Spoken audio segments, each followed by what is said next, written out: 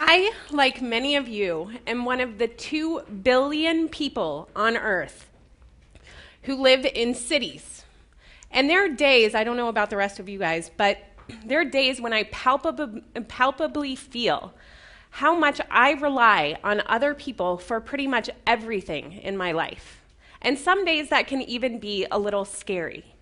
But what I'm here to talk to you about today is how that same interdependence is actually an extremely powerful social infrastructure that we can actually harness to help heal some of our deepest civic issues if we apply open source collaboration. A couple of years ago, I read an article by New York Times writer Michael Pollan, in which he argued that growing even some of our own food is one of the best things that we can do for the environment. Now, at the time that I was reading this, it was the middle of the winter, and I definitely did not have room for a lot of dirt in my New York City apartment. So I was basically just willing to settle for reading the next Wired magazine and finding out how the experts were going to figure out how to solve all these problems for us in the future.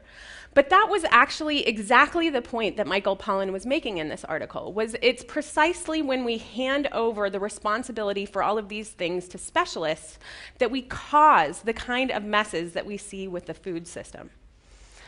So I happen to know a little bit from my own work about how NASA has been using hydroponics to explore growing food in space, and that you can actually get optimal nutritional yield by running a kind of high-quality liquid soil over plants' root systems. Now, to a vegetable plant, my apartment has got to be about as foreign as outer space, but I can offer some natural light and year-round climate control. Fast forward 2 years later, we now have window farms, which are vertical hydroponic platforms for food growing indoors. And the way it works is that there's a pump at the bottom which periodically sends some of this liquid nutrient solution up to the top, which then trickles down through plants' root systems that are suspended in clay pellets, so there's no dirt involved. Now, light and temperature vary with each window's microclimate. So a window farm requires a farmer, and she must decide what kind of crops she is going to put in her window farm and whether she's going to feed her food organically. Back at the time, a window farm was no more than a technically complex idea that was going to require a lot of testing. And I really wanted it to be an open project because hydroponics is one of the fastest growing areas of patenting in the United States right now and could possibly become another area like Monsanto, where we have a lot of corporate intellectual property in the way of people's food. So I decided that instead of creating a product, what I was going to do was open this up to a whole bunch of co-developers. The first few systems that we created, they kind of worked. We were actually able to grow about a salad a week in a typical New York City apartment window. And we were able to grow cherry tomatoes and cucumbers, all kinds of stuff. But the first few systems were these leaky, loud power guzzlers that Martha Stewart would definitely never have approved.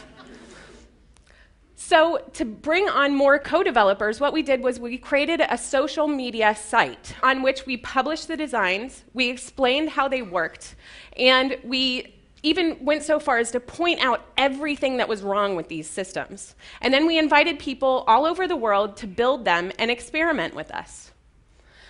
So actually now on this website, we have 18,000 people, and we have window farms all over the world.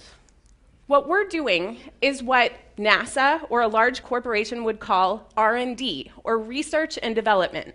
But what we call it is R&DIY, or research and develop it yourself. So for example, Jackson came along and suggested that we use air pumps instead of water pumps. It took building a whole bunch of systems to get it right, but once we did, we were able to cut our carbon footprint nearly in half. Tony in Chicago has been taking on growing experiments like lots of other window farmers, and he's been able to actually get his strawberries to fruit for 9 months of the year in low light conditions by simply changing out the organic nutrients. And window farmers in Finland have been customizing their window farms for the dark days of the Finnish winters by outfitting them with LED grow lights that they're now making open source and part of the project. So window farms have been evolving through a rapid versioning process similar to software. And with every open source project, the real benefit is the interplay between the specific concerns of people customizing their systems for their own particular concerns and the universal concerns. So my core team and I are able to concentrate on the improvements that really benefit everyone. And we're able to look out for the needs of newcomers. So for do-it-yourselfers, we provide free, very well-tested instructions so that anyone, anywhere around the world can build one of these systems for free. And there's a patent pending on these systems as well that's held by the community. And to fund the project, we partner to create products that we then sell to schools and to individuals who don't have time to build their own systems. Now, within our community, a certain culture has appeared. In our culture, it is better to be a tester who supports someone else's idea than it is to be just the idea guy. What we get out of this project is we get support for our own work as well as an experience of actually contributing to the environmental movement in a way other than just screwing in new light bulbs. But I think that Eileen expresses best what we really get out of this, which is the actual joy of collaboration. So she expresses here what it's like to see someone halfway across the world having taken your idea, built upon it, and then acknowledging you for contributing. If we really want to see the kind of wide consumer behavior change that we're all talking about as environmentalists and food people, maybe we just need to ditch the term consumer and get behind the people who are doing stuff. Open source projects tend to have a momentum of their own. And what we're seeing is that R&DIY has moved beyond just window farms and LEDs into solar panels and aquaponic systems. And we're building upon innovations of generations who went before us. And we're looking ahead at generations who really need us to retool our lives now. So we ask that you join us in rediscovering the value of Citizens United and to declare that we are all still pioneers.